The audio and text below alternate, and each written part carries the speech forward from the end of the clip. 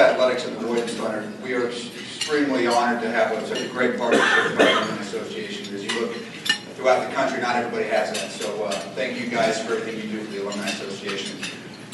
The first individual I get the privilege to introduce has led our entire athletic department the last 4 years.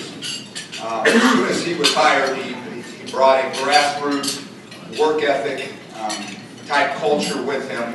And since that point, you've noticed that not only are we succeeding in a lot of the revenue-generating sports, but a lot of our Olympic sports are taking those strides necessary to compete at the highest levels. And that's something that we are extremely proud of, and that's something that as Jayhawks, you should be extremely proud of yourself. He's led this office. We've done some great things internally with his leadership. We've got a pretty darn bright future ahead of us, and we've got a lot of big-time projects that he's going to be leading up here in the future. Our athletic director, your athletic director from the University of Kansas, Dr. Sheahon.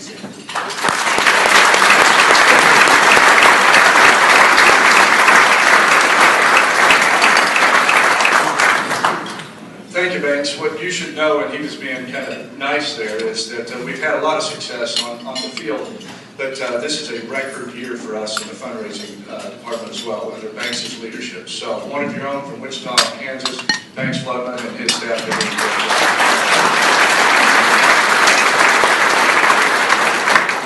I got to open this morning at the basement of the Classic Cup on the Plaza in Kansas City at 6 o'clock, and got home just in time to catch the plane and get down here. I was given the choice by my close administrative assistant, which of the 3 Roundball events do you want to go to? Kansas City, Topeka, Wichita, and the guys on the staff know this, that I immediately said, Wichita, this is by far the best and most fun event we have, and you guys make that possible.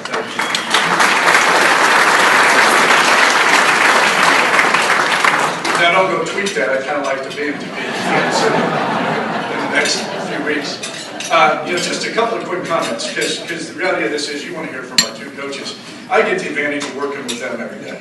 It is a pleasure to work with both of them. They represent the best of who we are as Jayhawks, and their common sense, good work ethic, teamwork with each other and with the rest of us is just tremendous.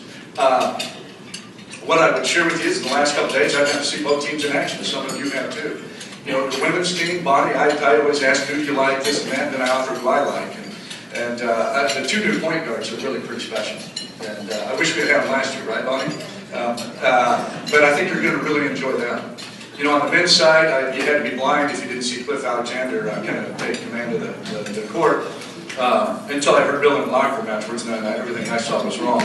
But we'll let him address that. You know, I spent most of the game, and I mean this, people just go, what are you making notes about? It's everything from somebody sitting in one section, you know, who are they, to this time it was, you know, I feel kind of bad. One of our star players in the future is a guy named Steve. So I sat there and kept writing his full name, and I can actually spell it. Don't make me do it now, I'll freeze, but I kept writing his name throughout the game. I can actually spell it better than I can say it, so I'm going to avoid saying it. But that's how I entertained myself during the timeouts last night.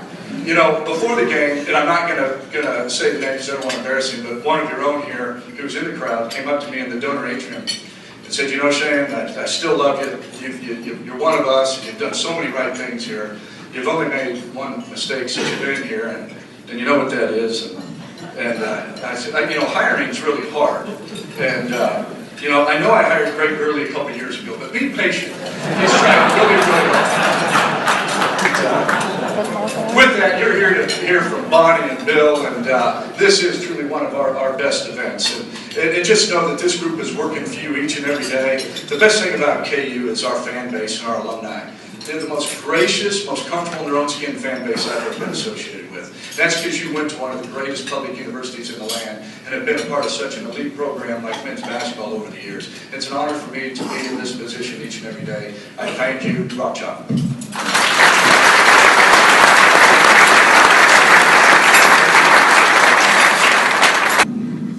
All right, the first coach I want to introduce has taken her team to the Sweet 16 2 out of the last 3 years.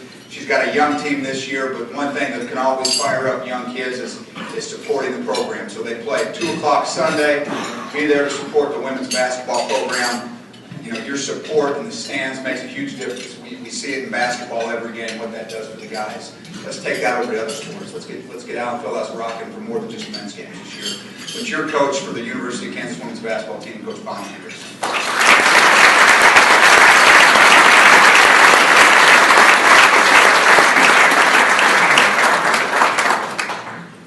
Don't worry, this isn't my speech.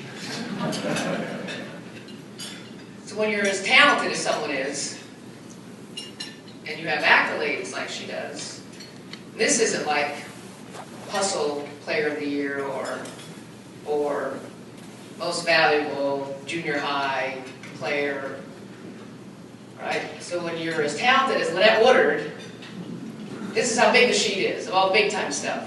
So I have done probably the best job recruiting today. From Wichita North High School. I'm going to read her accomplishments because if you haven't noticed, I've been here a few years, I can talk quickly, so it won't take that long, if you'll allow me to, Lynette. Because seriously, I got it a few days ago to be prepared, and I couldn't believe it. And I've known her bio, but I didn't know all of this. So Wichita North High School. National High School All-American 77, 4-time All-American, 4-time All-Big 8 selection, all-time leading scorer in women's basketball history, 3,649, named to the Naismith Memorial Hall of Fame in 2004, member of the 80 and 84 Olympic team, co-captain of the gold medal winning team, Big 8 tournament MVP, 79, 80, 81, named Conference Player of the Decade, first KU player to top 1,000 points in a season. Girl, you didn't even shoot it that much. First woman inducted to the KU Hall of Fame. We made a pact that everyone would get a shot at you, so I'm second. I'm just kidding. First woman inducted to the KU Hall of Fame, named to the Women's Basketball Hall of Fame in 2005, led the nation, including men in scoring in 1979, led the nation in rebounding in 1978, led the nation in steals in 79 and 81, played professionally in Japan and Italy, first female member of the Harlem Globetrotters, 1997 WNBA Elite Draft Selection, leads KU all-time career records in points, 3,649, rebounds, 1,734, field goals made, 1,752, free throws made, 505, steals, 522, had 7 40-plus games in her career, 67 10-plus rebound games, players the most scored at Allen Fieldhouse, scored 44 against Iowa State in 79, had 33 rebounds against Iowa State in 78, they love you. No steals in Allen Fieldhouse, 11 against Creighton. Your own Lynette Woodard.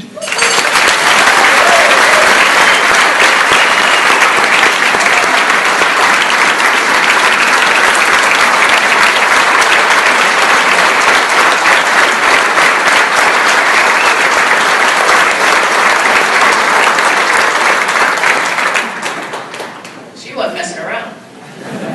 Coach Sal, and you got a chance to see her play. You got a chance to we talked about a couple years ago about how special she was. And have you seen the pictures of her with the Harlem Globetrotters when she played at KU? Right, that was before Hudy. I don't know where you got all that. We didn't find that strength coach too, so we had some guns back then. It is an honor for me, quite honestly, and I've had the occasion to speak on a couple of panels with Lynette, and the fact that it was here and she's back here taking care of her mother, works with Upper Bound, with Wichita Prep, is going to stay here, take care of her mother, and just excited to be able to connect with her and her be willing to come over here and spend some time with us. And we had, of course, it's all about the gear. It doesn't matter how old you are, how talented you are, how cool you are, right? So I said to the equipment guys, I said, we got to put a bag together for Lynette, right? So one of the younger guys kind of looked at me and I said, and the equipment guy said, okay, if you were putting one together for Wilt Chamberlain, do you get it? He goes, I'm all over it, so we got some gear for her. But Lynette, we can't thank you enough for who you continue to be, who you've always been for Kansas, and certainly who you were in your career. But from an All-American, and I just showed her some pictures, we redid the locker room, and it is a Lynette Hall of Fame, and it should be, rightfully so. And where's the gentleman that asked about the short shorts last year? Is he here? See, that's what happens when you do stuff like that. Lynette wore short shorts, and played really well in short shorts. So if that's what it took, we need to shorten our shorts and have them play like her, we'll do that, I promise you. I'll be a decision when I get home. But we are honored and it's a privilege to spend some time with you today, so thank you. So now my little ding-dongs, right? So I've got 4 really, really talented seniors. Chelsea Gardner, a 6'3" post player from Dallas, Texas, is going to be drafted in the league. She's a first-round draft pick. She's arguably the best center in our league and one of the top 5 centers in the country. Kid can score, she can phase. First team preseason this year again. She was first team all-conference last year. Natalie Knight from the Lake of South. All Natalie's done is make open shots and never turn the ball over. So we like players like Natalie. She shot almost 48% from the 3 midway through this season last year. We've got to get her more shots. She's got to become more selfish. I've been talking to her mom about that. It's not her DNA, that's not who she is, but we'll be better if she'll become more selfish and attack and get to the free throw line because she's about an 85% free throw shooter. So those 2 kids in that senior class. We've got, as Sheahon mentioned, some talented point guards. And quite honestly, we had Cece played it for it last year. It wasn't her natural position. She did the best job she could. That's my fault. That's not Cece's. We've got point guards. We've got 3 this year. And in about 2 weeks, we're going to add about 2 more. So we're going to have 5 next year. So I'm not going to do that again. So we have with Lauren Aldrich, who started as a freshman, a competitive kid, a high basketball IQ kid. She's gotten the nod here as of late, but she doesn't take bad shots and she doesn't turn the ball over. And she lets, a lot like Natalie's freshman year, she lets those seniors play. The ball comes to her, she doesn't try to make a play she's not supposed to make. She throws it into Chelsea. I've always told young guards, if you can defend and throw it to a big player, a big kid, a post player, which we've had pretty good bigs the last few years, there's time for you. And Lauren's done a really, really good job of that. And then Tamika O'Neal is a Kansas City kid at Raytown and then Johnson County. Tamika can get us in transition a little bit faster. Small like Angel Goodrich, but I think you know us in our program, we've been pretty successful with little tiny point guards. And Meek can shoot it, and she handles the ball really well. She's just got to take care of it and not. I think when you're Johnson County, you win by 50 every night, you probably don't value every possession like you need to.